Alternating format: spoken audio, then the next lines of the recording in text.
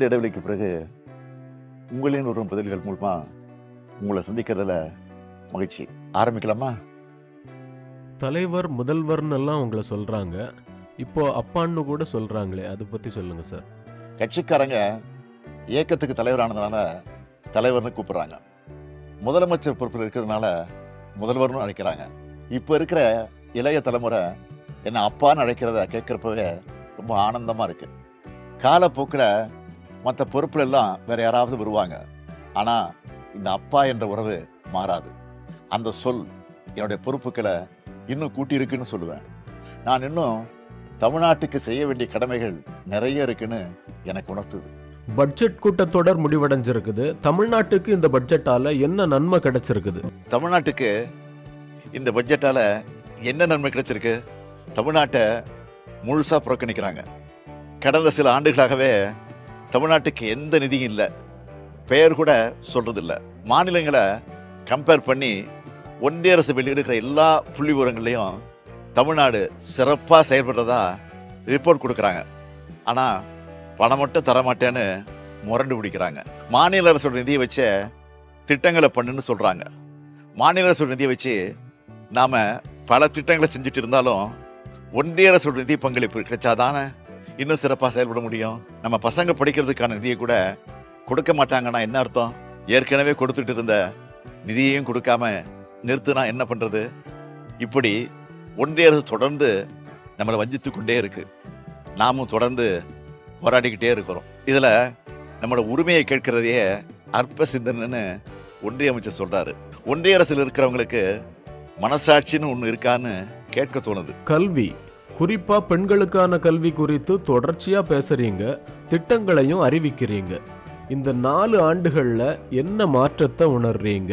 நாம ஆட்சி பொறுப்புக்கு வந்ததிலிருந்து கல்விக்காக நிறைய பண்ணிட்டு இருக்கிறோம். கல்விதான் யாராலும் திருட முடியாத சொத்து. ஒருத்தரோட கல்வி அவருடைய தலைமுறையை முன்னேற்றிடும்னு தொடர்ந்து மாணவர்கிட்ட நான் சொல்லிக்கிட்டே இருக்கிறேன். அதனால தான் காலை உணவு திட்டம், இல்லம் தேடி கல்வி, எண்ணும் எழுத்தும், நான் முதல்வன், புதுமை பெண், தமிழ் புதல்வன்னு நிறைய திட்டங்களை செய்கிறோம்.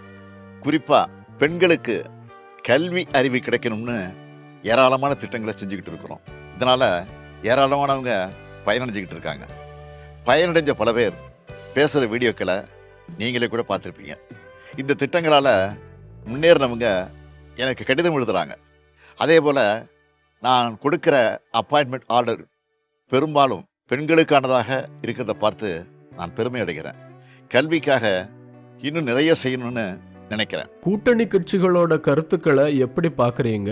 முரண்கள் இருக்கா? கூட்டணி கட்சிகளின் கருத்துக்களை நான் ஆலோசனையாக தான் பார்க்குறேன், முரண்பாடாக நினைக்கிறது இல்லை. ஒரு குடும்பத்தில் வேலை செய்கிற ஆஃபீஸில் எல்லா இடத்துலையும் கருத்து வேறுபாடுகள் இருக்கத்தான் செய்யும். கருத்து சொல்வது ஜனநாயக பூர்வமான உறவின் அடையாளம்தான். 2019 ஒன்றா சேர்ந்து தேர்தல் களத்தை சந்திச்சுட்டு வரோம். பாஜக எதிர்த்து வெற்றி பெறுவதில் இந்தியாவுக்கே எடுத்துக்காட்டா இருக்கிறது திமுக தலைமையிலான கூட்டணி தான். கருத்து முரண்பாடுகளால் எங்கள் நட்புறவில் எந்த பாதிப்பும் இல்லை. டெல்லி முடிவுகள் இந்தியா கூட்டணிக்கு சம்மட்டி அடின்னு எதிர்க்கட்சி தலைவர் பழனிசாமி சொல்லியிருக்காரு. நான் ஏற்கனவே சொன்னதுதான். பழனிசாமியோட அறிக்கையை பார்த்தா பாஜகவோட அறிக்கை மாதிரி தான் இருக்கும். அவருடைய வாய்ஸே பாஜகவின் டப்பிங் வாய்ஸ் தான். நாம் கள்ள கூட்டணி சொல்கிறத நிரூபிக்கிறார் பழனிசாமி, அவ்வளவுதான். இதெல்லாம் பேசுறதுக்கு முன்னாடி அவர் தன்னோட தோல்விகளை பற்றி யோசிச்சு பார்க்கணும். பெண்களுக்கு எதிரான பாலியல் குற்றங்கள் சம்பந்தமா நிறைய செய்திகள் இப்பெல்லாம் வருதே. பெண்களுக்கு எதிரான குற்றங்களில் நம்ம உடனடியாக ஆக்ஷன் எடுக்கிறோம். தவறு செய்கிறவங்க யாராக இருந்தாலும் கைது செய்கிறோம். பாலியல் குற்றங்களுக்கு இன்னும் கடுமையான தண்டனைகளை வழங்குவதற்கு சட்டமன்றத்தில் நானே சட்டம் கொண்டு வந்திருக்கிறேன். சிறப்பு நீதிமன்றங்களை கொண்டு வந்திருக்கிறோம். சீக்கிரம் தண்டனை வாங்கி கொடுக்குறோம். பாலியல் குற்றங்கள் செய்கிறவங்க அவங்க வீட்டில் இப்படி ஒரு குற்றம் நடந்தால் எப்படி எதிர்கொள்வாங்கன்னு நினச்சி பார்க்கணும். சோஷியல் மீடியாலாம் பார்ப்பீங்களா? ஓய்வு நேரங்களில் பார்க்கறது உண்டு. செய்திகளை விட மக்களோட கமெண்ட்ஸ் என்னன்னு பார்ப்பேன். தீயதை விளக்கிட்டு நல்லதை எடுத்துப்பேன். யாராவது கோரிக்கை வச்சுருந்தா, அது நியாயமான கோரிக்கையாக இருந்தால் அதை தீர்த்து வைக்க சொல்லி சம்பந்தப்பட்ட அமைச்சர்களுக்கு அதிகாரிகளுக்கும் அனுப்பி வைப்பேன். பொதுவாக சோஷியல் மீடியாக்களில் நிறைய உணவு சம்மந்தப்பட்ட வீடியோக்கள் வருது. நிறைய பேர் ஹோட்டலுக்கு போய் ஃபுட் ரிவ்யூ போடுறாங்க.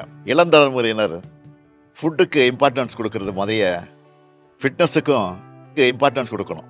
வெளி மாவட்ட பயணங்களுக்கு போறப்போ கிடைக்கிற அனுபவங்களை பத்தி சொல்ல முடியுமா? அரசு நிகழ்ச்சிகளையும் கழக நிகழ்ச்சிகள் மட்டும் கலந்துக்கிட்டோமான்னு இந்த பயணங்கள் இல்லை. எந்த மாவட்டத்துக்கு போனாலும் அந்த பகுதியில் இருக்கக்கூடிய பொதுமக்கள், வணிகர்கள், மாணவர்கள் எல்லாரையும் சந்திச்சு பேசுறேன். என்னை சந்திக்கிறப்போ மக்களோட முகத்துல மகிழ்ச்சியும் நம்பிக்கையும் பார்க்குறேன். ஒவ்வொருத்தரும் என்கிட்ட உரிமையோடு பேசுறாங்க.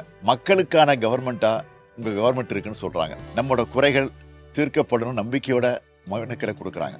கூடுமான வரைக்கும் எல்லா மனுக்களுக்கும் தீர்வு காண்றோம். அந்த பிரச்சனையை தீர்க்க முடியலைன்னா ஏன் அதை செய்ய முடியலன்னு அவங்களுக்கு தெரியப்படுத்துறோம். அதே மாதிரி அவங்க முன்வைக்கிற கோரிக்கைகளையும் தேவைகளையும் செஞ்சு கொடுக்குறோம். மொத்தத்துல இந்த வெளி மாவட்ட பயணங்கள் எனக்கு மன நிறைவா இருக்கு. இன்னும் சொல்லணும்னா புது எனர்ஜியை தருது. மணிப்பூர்ல குடியரசுத் தலைவர் ஆட்சியை அறிவிச்சிருக்காங்களே, மிகவும் காலதாமதமான முடிவு இது. அந்த மாநில முதலமைச்சர் பிரேம் சிங் அவரா ரிசைன் பண்ணல, வேறு வழி இல்லாம பதவி விலகி இருக்கிறார். 2 ஆண்டு காலமா மணிப்பூர் பத்தி எரிஞ்சுது. 220 பேருக்கு மேல மக்கள் பலியாகியிருக்காங்க. மாநிலத்தின் முதலமைச்சர் மேல நடவடிக்கை எடுக்காம ஒன்றிய பாஜக அரசு பத்திரமா பாதுகாத்து வச்சிருந்தாங்க. நடந்த வன்முறையோட பின்னணியில மாநில முதலமைச்சரே சம்பந்தப்பட்டிருக்காருன்னு இப்போ அவர் பேசின ஆடியோ வெளியாகி இருக்கு. அதை பத்தி விசாரிக்கணும்னு உச்சநீதிமன்றம் உத்தரவிட்டிருக்கு. கூட்டணி கட்சியும் பாஜக எம்எல்ஏக்களுமே அவருக்கு எதிராக திரும்பிட்டாங்க.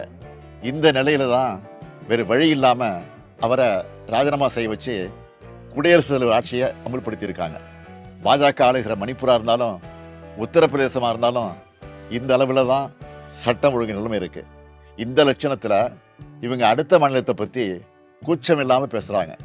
நம்மளை பொறுத்த வரைக்கும் மணிப்பூர்ல விரைவில் அமைதி திரும்பணும். மக்களை காக்கிற, மக்கள் விரும்புகிற மக்கள் ஆட்சி அமையணும்.